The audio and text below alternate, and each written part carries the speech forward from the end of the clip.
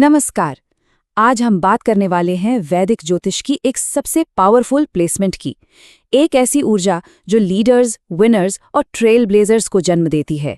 हम समझेंगे मेष राशि में उच्च के सूर्य की शक्ति को, वो एनर्जी जो एक कर्म योद्धा को बनाती है। चलिए इस जबरदस्त ऊर्जा के रहस्यों को खोलते हैं। तो ये जो इतनी जबरदस्त एनर्जी है, आखिर ये आती कहाँ से है? इसके लिए हमें थोड़ा पीछे जाना होगा, हजारों साल पहले। पुराने ग्रंथ जैसे कि बृहद पाराशर होरा शास्त्र हमें बताते हैं कि मेष राशि में सूर्य का होना सिर्फ एक एस्ट्रोलॉजिकल प्लेसमेंट नहीं है, ये पावर, विक्ट्री और अथॉरिटी का एक जबरदस्त सोर्स है। इस पूरी एनर्जी को समझने के लिए हमने एक शब्द चुना है, कर्मयोद्धा।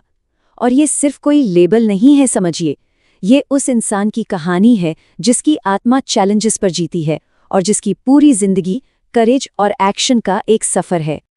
तो आखिर इस योद्धा का डीएनए बना किस चीज से है? इसका कोर क्या है? प्राचीन ऋषियों ने हमें कुछ बहुत ही इंपॉर्टेंट क्लूज दिए हैं। आइए देखते हैं कि उन्होंने इस शक्तिशाली ऊर्जा को कैसे डिस्क्राइब किया था। ये जो पुराने शब्द है ना, ये हमें इस एनर्जी की एक पूरी तस्वीर देते हैं। असाधारण तेजा मतलब एक ऐसी नेचुरल करिश्मा कि कोई इग्नोर कर ही नहीं सकता। राजत्व का मतलब है बॉर्न लीडर, और अपराजयता इसका मतलब सिंपल है, ये वो लोग हैं जो चैलेंजेस से भागते नहीं बल्कि उन्हें ढूंढते हैं और जीतते हैं। It's all about fire, speed and a will to initiate. चलिए अब इन एंशंट आइडियाज को छोड़कर आज के ज़माने में आते हैं और देखते हैं कि ये एनर्जी एक इंसान की साइकोलॉजी, उसकी पर्सनैलिटी को परत दर परत कैसे बनाती है। तो इस कर्म योद्धा को ड्राइव क्या करता है? देखिए, इसका जो साइकोलॉजिकल इंजन है ना, वो अचीवमेंट पर चलता है। उनके लिए लाइफ का फंडा बड़ा सिंपल है, मैं कुछ हासिल करता हूँ इसीलिए मेरा वजूद है। उनकी सेल्फ वर्थ सीधे सीधे उनकी जीतों से जुड़ी होती है। इन 5 पिलर्स को देखिए, ये मिलकर एक बहुत ही पावरफुल और कम्पेटिटिव पर्सनालिटी बनाते हैं। सक्षमता यानी मैं ये कर सकता हूँ का गहरा बिलीफ, अधिकार मतलब कंट्रोल में रहने की जरूरत, गति उन्हें तेजी से काम करने पर मजबूर करती है, और उनकी सर्वाइवल इंस्टिंक्ट हर चुनौती को एक अवसर में बदल देती है।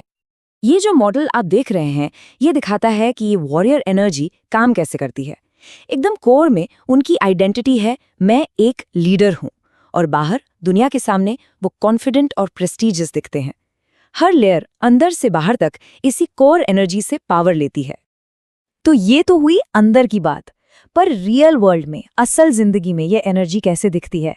करियर में, लाइफ में, अथॉरिटी में इसका असर कैसा होता है? आइए देखते हैं। ये स्लाइड बड़ी इंटरेस्टिंग है।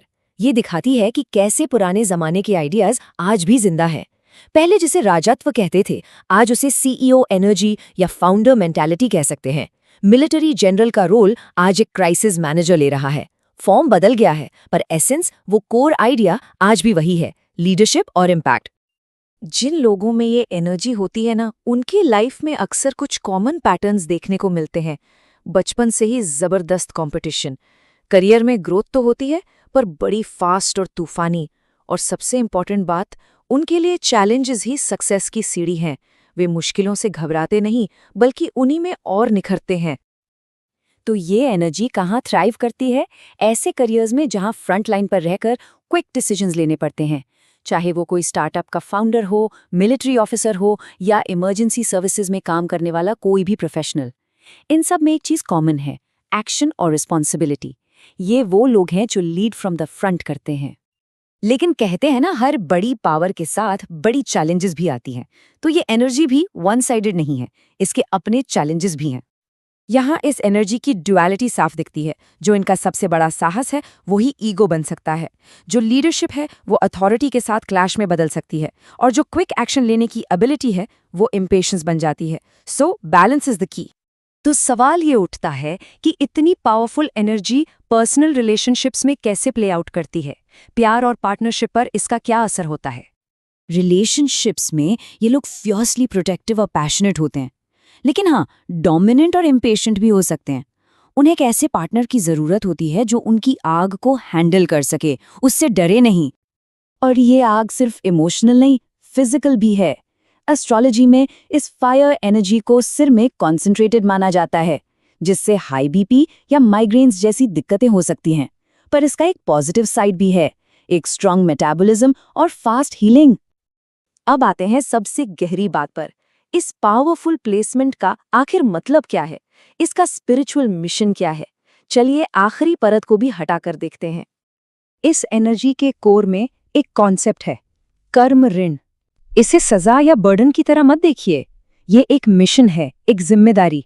इस कर्म योद्धा के लिए ये जिम्मेदारी है अपनी लीडरशिप और करेज को दुनिया के लिए इस्तेमाल करने की। तो आखिर में इनकी पूरी लाइफ जर्नी इसी पावर को वाइजली यूज करना सीखने के बारे में है।